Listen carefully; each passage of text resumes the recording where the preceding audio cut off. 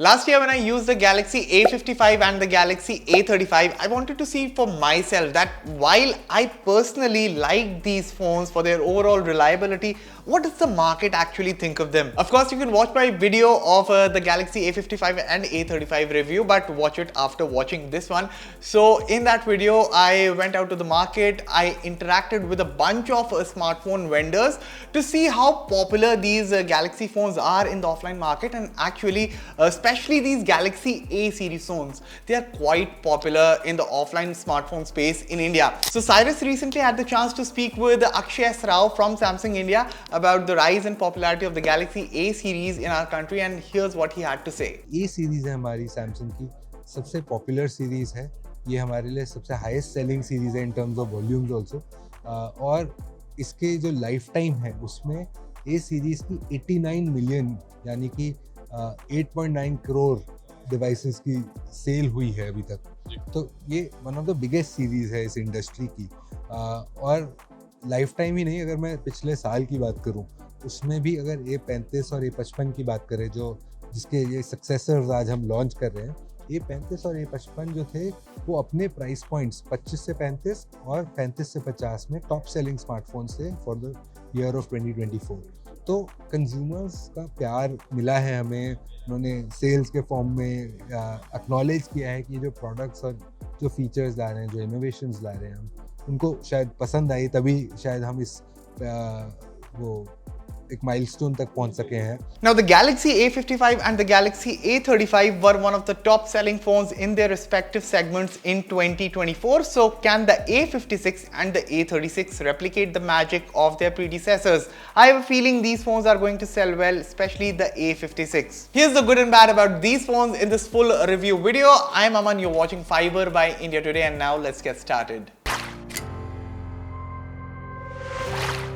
At first glance, you might think that the A56 and the A36 carry almost the same design language of their predecessors. However, pick them up and you will start noticing a bunch of differences. The obvious ones are the new color options, where the subtle olive green kind of shade of the A56 is my personal favorite, but most importantly, both the A56 and A36 are noticeably thinner and lighter, and the bezels at the front are also slimmer. Although I would have loved to see more slimmer bezels like we have seen in some competitors, but this here is fine. The Galaxy A36 has a glass back and a polycarbonate frame, and its build quality is solid and in line with its competitors. But the A56, mind you, the A55 was also metal and glass design, but with the blacked out camera island and the brushed metal finish on the frame, the wide grip and the slim form factor, for a sub 45,000 rupees phone, the Galaxy A56 exudes premium. Nevertheless, the design of both these phones are typical Samsung, something that we have gotten used to in the last few years. Both phones look good in the hand, feel more ergonomic than their predecessors. There's an IP67 rating, which many could argue that an IP68 rating would have made more sense.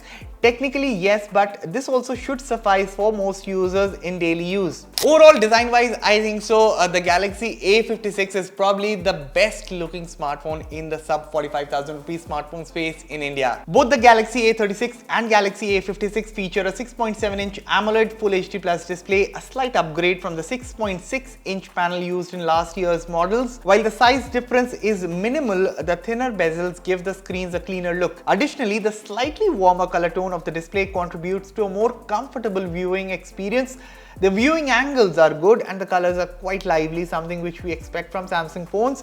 Both models offer 1200 nits of high brightness mode, an upgrade from the previous generation's 1000 nits. While this may not significantly alter day-to-day usage, it does make the screen slightly brighter, and if you're someone who watches a lot of video content on your phone, you'll know that when it comes to brightness, more is always better. Both models support a 120Hz refresh rate, and the device smartly switches between 60Hz and 120Hz depending on the apps you are using, something which we tested using the developer mode. At night, the screen's low brightness is easy on the eyes, making it more pleasant to use in darker environments. Samsung hasn't provided the exact minimum brightness specifications, but the display stands out compared to many Android phones that tend to be too bright at night. The in-display fingerprint sensor on both phones is reliable. Even if it's not the fastest option available, it works consistently without issues. Now when it comes to the performance, both phones deliver what you would expect from Samsung's mid-range offerings. The Galaxy A36 runs on Qualcomm's Snapdragon 6 Gen 3 chip, while its more expensive sibling, the A56, gets Samsung's own Exynos 1580 processor. Benchmarks tell an interesting story. The A36 scored about 650,000 on Antutu and 2,928 in multi-core test of Geekbench, while the Galaxy A56 managed about 916,000 and about 3,900 respectively. These numbers might not break records, but they are perfectly respectable for this price segment. What's more impressive is how these phones perform in the real world. During our testing, both devices remained cool even under heavy load, a noticeable improvement over previous generations. Gaming performance proved adequate too. Titles like Call of Duty Mobile ran smoothly at high graphics settings and 60 FPS, though pushing to the very high graphics settings showed some limitations. Day-to-day tasks like app switching and social media scrolling were handled without any hiccups, making both phones reliable daily drivers. Now, the software experience on these phones is where Samsung continues to shine. So the Galaxy A56 ships with One UI 7 based on Android 15, and importantly, it's the first Galaxy A series phone to promise 6 years of software updates. That's a big deal for longevity. While you won't find all the flashy AI features of Samsung's flagships here, useful tools like the object eraser for photos and the new best face feature for motion photos add genuine value. The inclusion of Google's Circle Search and Gemini shows Samsung isn't skimping on modern conveniences either. Another upgrade is AI Select, a smarter version of Samsung's older Smart Select feature. It lets you capture any part of your screen and get suggestion on what to do with it, like running a Google search or creating a GIF. Battery life won't disappoint either. Both models pack 5000 mAh cells that delivered 7 to 8 hours of screen time in our testing, easily lasting through a full day. The big news is the upgrade to 45-watt charging, though you'll need to buy the charger separately as it's not included in the box. So full charge using my 150-watt OnePlus PD charger took about 1 hour 10 minutes for both phones to fully charge from zero. The Galaxy A56 has a slightly better camera in comparison to the Galaxy A36, despite having the same 50 megapixel primary sensor. So the colors captured by the A56 are more accurate and lively. It is able to offer a more detailed output with better sharpness in comparison to the A36. The dynamic range is also balanced in most scenarios, with the A36 sometimes struggling to offer a well-exposed daylight image with proper details and colors. There is no purple fringing in daylight shots, and I hardly noticed noise in the samples, which is true for both phones. The same is also the case with the ultra-wide shots. The A56 has a 12 megapixel ultra-wide camera, whereas the A36 has an 8 megapixel ultra-wide camera. But one needs to keep in mind that the A56 is also more expensive than the A36. On that front, you would notice more value in the Galaxy A36. Nevertheless, both phones can handle human portrait shots well. I got accurate skin tones with sharpness, details and texture mostly on point.